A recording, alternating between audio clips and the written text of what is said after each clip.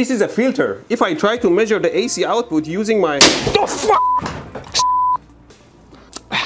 The power line stray capacitors don't blow up like that. Let me just run it on low voltage AC. Let's connect two AC lines together. Here I have my car inverter running on the 12 volt battery, and here I have the CD power line. Both of them are exactly at 120 volt AC.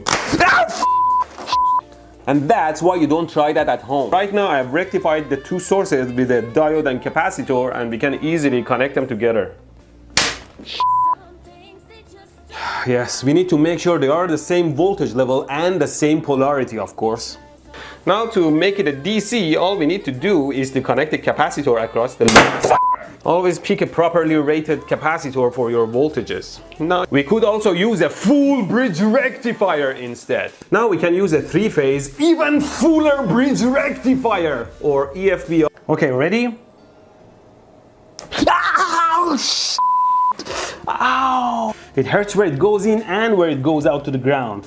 Of course, this is much worse because its capacitance is around 5 times larger than a regular discharge a human body experiences. The huge ESR contributor of this Leyden jar is the awful conductivity of salt water. If I open some of the outlets, especially in the kitchen, they bring two phases to the outlet, and to do so, if you look here carefully, they have to cut that tiny bridge.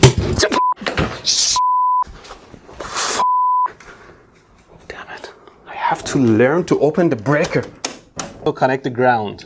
Also tighten these screws all the way down so they are not hanging out for no reason, shocking people like Trump on Twitter. Probably fine, but let's just probe the signal to be sure. And remember that the white wire is neutral, and that's where you would be connecting your probe ground. The white wire was neutral. I connected it backwards. Just screw the outlet back onto the wall, nice and straight. Now, where did I put the faceplate? Son of a... Have to buy a new one. Just remember, if you do this and you make a mistake and the house burns down and insurance figures out that you did it and you are not certified, you'll probably go homeless.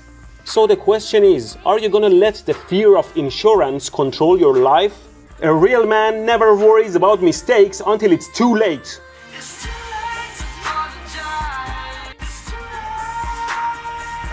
I like to plug my inverter into the outlet of my house so I can power more things. And for that, I made this harness that you can plug to both sides. First, you plug it to the inverter. Anytime you connect a power harness, connect it to your load side first so you wouldn't short your power supply or shock yourself. I have a piece of 22 gauge wire here which I'll measure the voltage across. If I connect it to the output of my auto transformer, I should...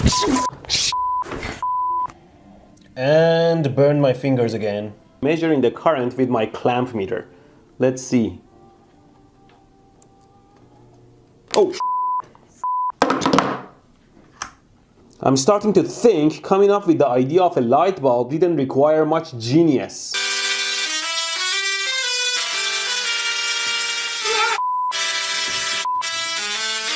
Try touching it one more time for science.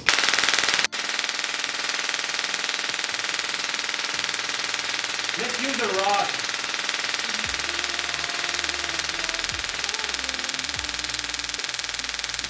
Let's see if it can turn on a lighter. I need a Faraday cage. Far so good. Time to check the low power circuit. Okay, let's power it up. According to them, I should hear. It's definitely beneficial to check the direction of your components before powering it up.